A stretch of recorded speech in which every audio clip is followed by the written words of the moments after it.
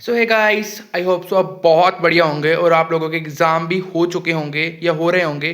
तो और मेरा कल है एग्ज़ाम जो है फिज़िक्स का। ओके, एंड क्लास 11 का। ओके, आपकी जानकारी के लिए बता दूं एंड अपडेट बता रहा हूँ कि मेरे पुराने एग्ज़ाम कैसे गए और ये फिज़िक्स एग्ज़ाम की मेरी कैसी तैयारी है, अपडेट बता रहा हूँ। सो एटलीस्ट यार फिज़िक्स का एग्ज़ाम है तो थोड़ा बहुत तो हाँ डर लगता ही है सभी को यार फिज़िक्स। हाँ ठीक है। सो ये देख लो, मतलब सबसे पहले तो मैंने क्या ही करा एटलीस्ट भी। हाँ मैंने कहा चलो एटलीस्ट थ्योरी कर लूँ एंड डेरिवेशंस कर लूँ और फॉर्मूलाज कर लूँ, क्योंकि न्यूमेरिकल प्रैक्टिस तो यार अभी तो क्या ही करूँ। मतलब कि हाँ ऊपर ऊपर से देख के जा रहा हूँ भी किस टाइप के न्यूमेरिकल बन सकते हैं, बट एटलीस्ट अगर आपको न्यूमेरिकल नहीं आ रहा, क्योंकि फिजिक्स को न्यूमेरिकल से ही रिप्रेजेंट करा जाता है, फिजिक्स है तो न्यूमेरिकल तो आएगा ही। बाकी स्कूल एग्जाम में डेरिवेशंस भी अच्छी खासी पूछ जाती हैं, तो मैं वो भी प्रैक्टिस कर रहा था, सारी लिख रखी है मैंने बहुत सारी।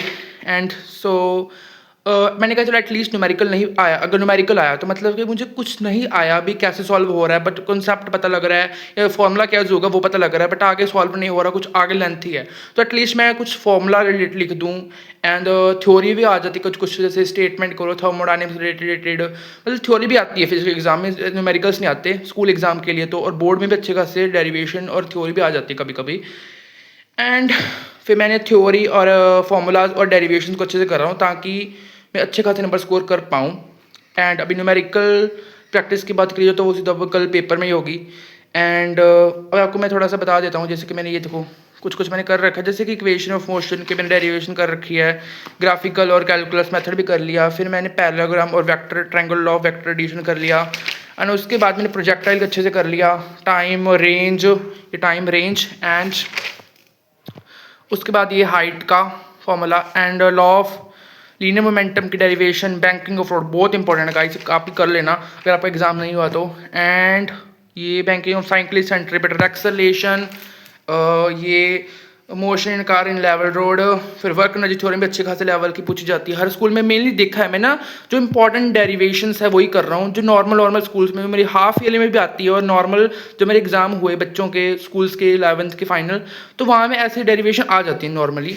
एंड फिर law of conservation of mechanical energy, elastic potential, spring आता है, कोलाइजन का भी आ जाता है, 1D का, वो मैंने कर रखी है, मैं सारी प्रैक्टिस ही कर रहा था। एंड उसके बाद centre of mass and rotation motion की derivation, parallel perpendicular axis theory ये मैंने कर रखी है। अगर ये आ गई तो थ्योरी में आ गई तो मैं कर लूँगा।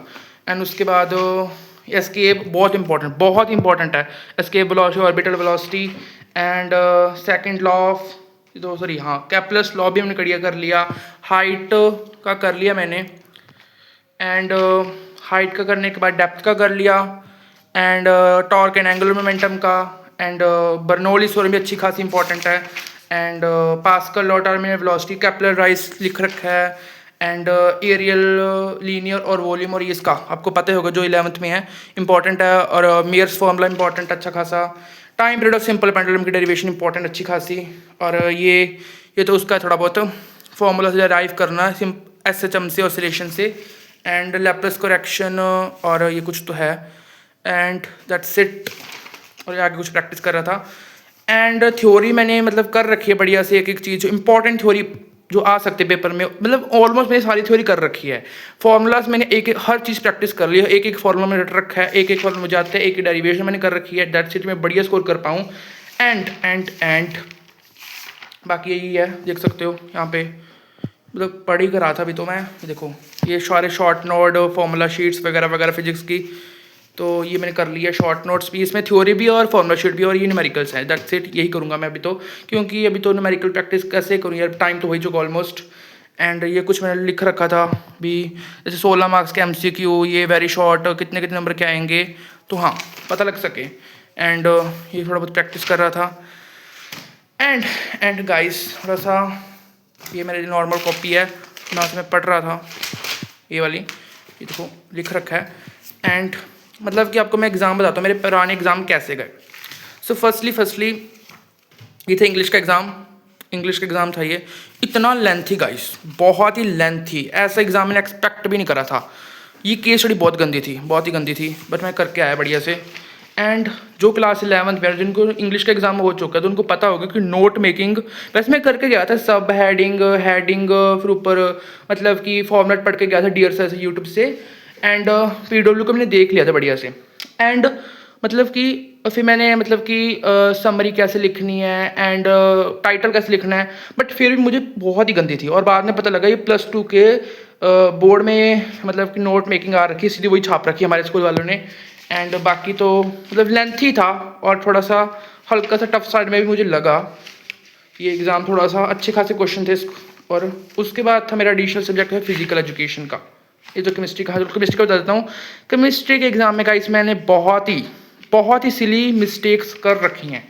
मतलब कि silly mistakes in the sense भी, जैसे कि जो 5 मार्कर के क्वेश्चंस थे, है ना, तो मैं 5 मार्क्स के अकॉर्डिंग नहीं लिख कर आया, है ना, उतने उसके मार्क्स के अकॉर्डिंग नहीं लिख कर आया। बाकी ईजी लगा मुझे केमिस्ट्री एग्जाम। एंड ये 16 MCQ थे एंड 16 में से मेरे 12 MCQ सही है, 3 MCQ 4 MCQ पता नहीं कहाँ गलत कर गया मैंने। एंड ठीक है, बाकी तो ईजी था, बट इसमें बहुत सिली मिस्टेक करी और ईजी था बट एग्ज़ाम तो। एंड ये था इस एडिशनल सब्जेक्ट जो है फिजिकल एजुकेशन का, ये तो बहुत ईजी था। 18 MCQ आए थे और 18 के 18 मेरे सही हैं।